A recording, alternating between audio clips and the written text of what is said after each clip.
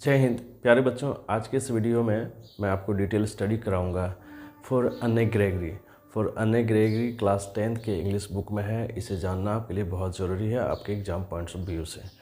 मैंने कुछ पॉइंट्स तैयार किए हैं। इन पॉइंट्स के माध्यम से मैं आपको समझाने का प्रयास करूंगा बहुत ही कम समय में। सारे ये समरी जो है, पूरी समरी जो है आपको समझ आ जाएगी बहुत आसानी से। इससे पहले बता दो, आप हमारे चैनल पर नए हैं, पहली बार आए हैं तो चैनल को सब्सक्राइब कर लीजिए, बेल आइकन दबाइए, अपने दोस्तों को शेयर करिए। तो चलिए हम लोग कुछ पॉइंट्स के माध्यम से फॉर अन्ने ग्रेगरी इस वर्क को हम लोग देखते हैं, समझते हैं कि इसकी समरी क्या है। देखो, फॉर अन्ने ग्रेगरी W.B. येट्स की लाजवाब पोएम, आप कह सकते हैं यह एक पोएम है। और ये पोएम जो है कन्वर्जेशन है between the young girl and W.B. Yeats. देखो, अन्ने ग्रेगरी W.B. येट्स की लाजवाब, one of the best poem.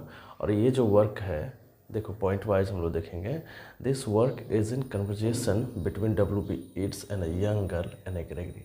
देखो, W.B. येट्स और यंग गर्ल अन्ने ग्रेगरी के बीच में ये कन्वर्जेशन है ना। तो कन्वर्जेशन के रूप में इसे प्रस्तुत किया गया है, आपके बुक में है ना। देखो, फिर हम लोग आगे देखते हैं। The poet says about a boy who is sad because of her rejection. W.B. Yeats के बहुत सारे आप लव पोएम देखे होंगे, सुने होंगे। तो ये वाला भी बड़ी ज़बरदस्त है, लाजवाब है।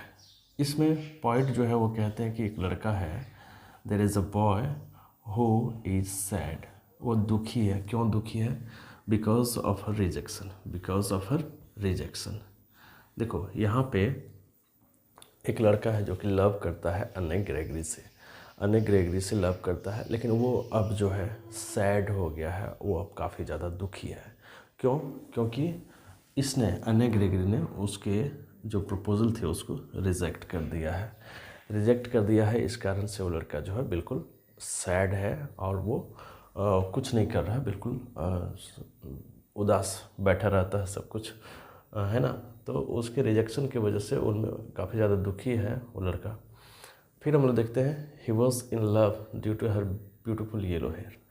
अब देखो, उस लड़की की बात यहाँ पे W.B. येट्स बताते हैं कि वो लड़का कैसे अन्ने ग्रेगरी के प्रेम में या उसे लव करने लगे थे। देखो, he was in love due to her beautiful yellow hair. अब अन्ने ग्रेगरी की खूबसूरती ऐसी थी कि उसके ब्यूटीफुल येलो हेयर्स थे और काफ़ी बहुत बढ़िया कैरेक्टर यहाँ पे बताया गया, सुंदर कैरेक्टर बताया गया है। तो ये लड़का उसी के, यानी अन्ने ग्रेगरी के जो ब्यूटीफुल हेयर थे ना, येलो कलर के उसके हेयर थे, उससे वो उसके माध्यम से वो लव कर रहे थे। मतलब काफ़ी सुंदर वो लग रही थी किसको? उस लड़के को। इस कारण से वो जो है वो उसे लव करने लगे थे। लेकिन due to rejection he was sad. लेकिन जब से रिजेक्ट हुआ तो वो जो है काफ़ी ज़्यादा उदास रह रहे थे, है ना। चलिए देखते हैं। देखो, इस लड़के की एक और ख़ास बात था कि अट्रैक्टेड टू बुक्स, ये बुक के प्रति भी काफ़ी ज़्यादा अट्रैक्टेड था। दो चीज़ें, एक तो बुक के प्रति अट्रैक्टेड था और दूसरा कि ब्यूटीफुल येलो हेयर ऑफ अन्ने ग्रेगरी। तो अन्ने ग्रेगरी की खूबसूरत येलो कलर के जो बाल थे उसके प्रति वो काफ़ी ज़्यादा अट्रैक्टिव था और इस सब के वजह से वो काफ़ी ज़्यादा दुखी हो जाता है।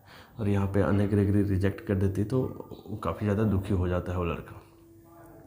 फिर the poet says love should be from inner quality and hertz.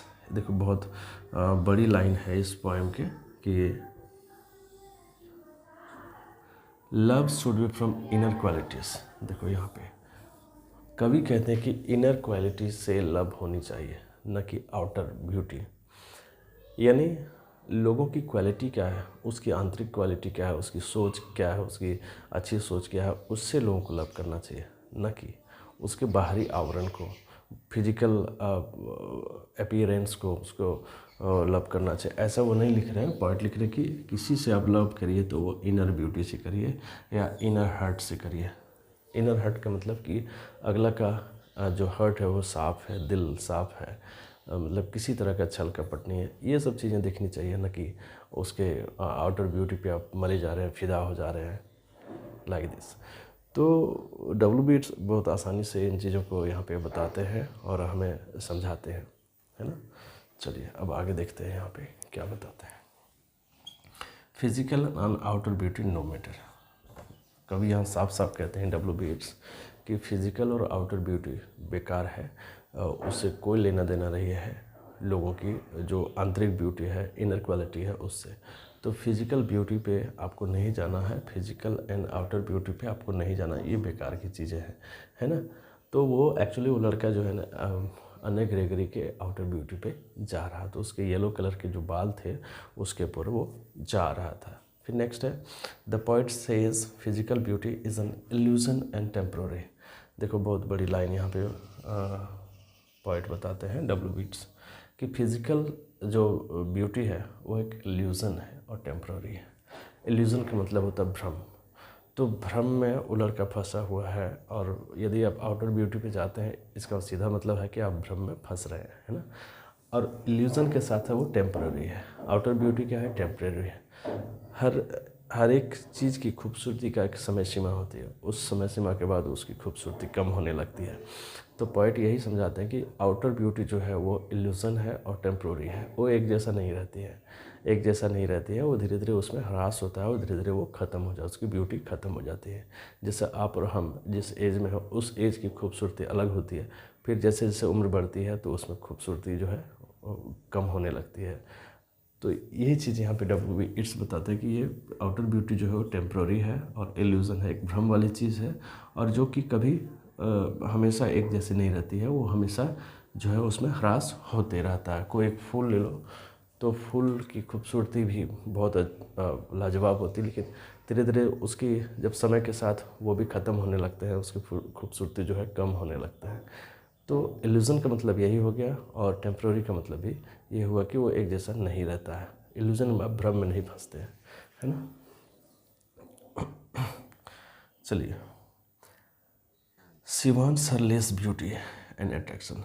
अब जो है अब एन ग्रेगरी को समझ आ रही है कि उसकी ब्यूटी जो है थोड़ी कम होनी चाहिए, वो मेकअप वगैरह एकदम कम करने लगी है ताकि उसकी खूबसूरती कम हो सके और उसका अट्रैक्शन कम हो सके, है ना। एन ग्रेगरी ऐसा करने लगी है that no one can could be attracted. और इसका यही वजह है कि कोई भी इस आउटर ब्यूटी से लव नहीं करेगा, कोई भी इस आउटर ब्यूटी से अट्रैक्टेड नहीं रहेगा। तो यहाँ पे एक बहुत कम समय में फॉर एन ग्रेगरी इसे मैं आपको समझाने का प्रयास किया मैंने। उम्मीद करता हूँ कि ये वीडियो आपको बहुत अच्छी लगी होगी। अपने दोस्तों के साथ शेयर करिए और इसे लाइक और सब्सक्राइब कर लिए। नए वीडियो का इंतज़ार करें, तब तक के लिए जय हिंद।